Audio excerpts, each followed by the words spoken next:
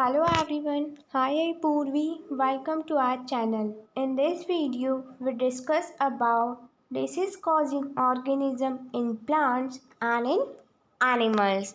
First of all, we discuss disease causing microorganisms in animals. Several microorganisms do not only cause disease in humans and plants but also in other animals. बहुत सारे ऐसे disease है, ऐसे micro organism है जो सिर्फ humans को ही नहीं अफेक्ट करते हैं बल्कि प्लांट्स और एनिमल्स को भी अफेक्ट करते हैं, उनमें भी इन्फेक्शन पैदा करते हैं.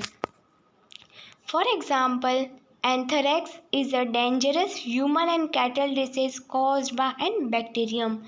एंथ्रेक्स एक ऐसा ह्यूमन और कैटल डिसीज है जो कि बैक्टीरिया के थ्रू कॉज होता है. Foot and mouth disease of cattle is caused by virus. Foot, पैर और मुंह पे जो डिसीज होती है कैटल को वो वायरस के थ्रू होती है. Now we discuss the disease causing microorganism and plants. Several microorganisms cause disease in plants like wheat, rice, potato, sugarcane, orange, apple and other.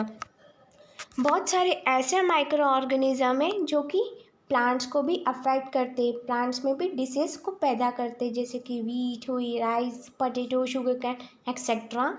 इन सारे प्लांट्स को भी वो अफेक्ट कर देते हैं. The disease reduce the yield of crops. In disease की वजह से उस क्रॉप्स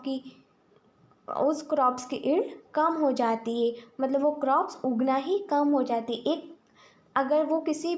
अगर ह्यूमन बॉडी को कोई डिसीज हो जाती तो उसकी ग्रोथ भी कुछ टाइम के लिए स्टॉप हो जाती है, लेकिन प्लांट की ग्रोथ तो पूरी ही रुक जाती है या तो फिर बहुत कम हो जाती है. For some such plant disease discuss table 2.2. They can be controlled by the use of certain chemical which kill the microorganism. हम प्लांट्स में डिसीज को कंट्रोल कर सकते हैं, लेकिन कुछ केमिकल्स का यूज़ करके. अगर हम केमिकल का यूज़ करेंगे तो उससे हमारे प्लांट्स को भी अफेक्ट हो सकता है. लेकिन अगर डिसीज़ को मारना है, बैक्टीरिया को कम करना है, माइक्रो ऑर्गेनिज्म को किल करना है तो हमें केमिकल का यूज़ करना ही पड़ेगा. Some common plant disease cause by microorganism. Plant disease कौन कौन सी होती है? सिट्रस कैंकर, और इसका माइक्रो ऑर्गेनिज्म होता है which is caused by bacteria and mode of transmission is air. Next disease is rust of wheat. Wheat में rust हो जाती है जो कि फंगी से होती है. माइक्रो ऑर्गेनिज्म इसमें यूज़ आता है fungi.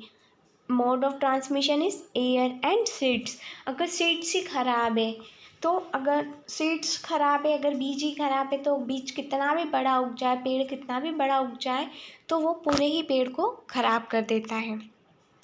Yellow vein mosaic of भिंडी ओकरा which is caused by virus and the mode of transmission is insect.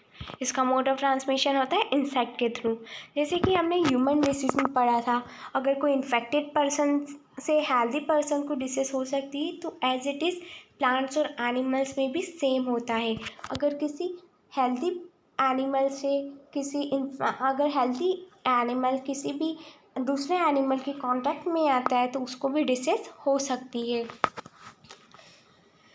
और प्लांट में तो बैक्टीरिया की वजह से, फंगी की वजह से, वायरस की वजह से हो सकती है डिसीज़. लेकिन प्लांट्स में भी किस वजह से होते हैं? अगर mode of air transmission air के थ्रू होता है. जैसे अगर